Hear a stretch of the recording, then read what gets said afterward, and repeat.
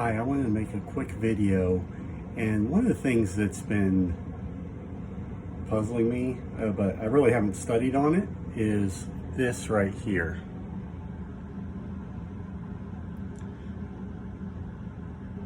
Wi-Fi Ranger. What is it? What does it do? How do you activate it? I mean, there's different things that I personally would like to know about the Wi-Fi Ranger.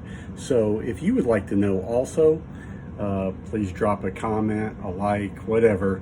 But and I'll study up on it, and I know there might be some other videos on it, or if anyone else has something they want to suggest or let me know on how this actually works, and if it's easy, not easy, if there's different ones, because this RV I have is a 2020.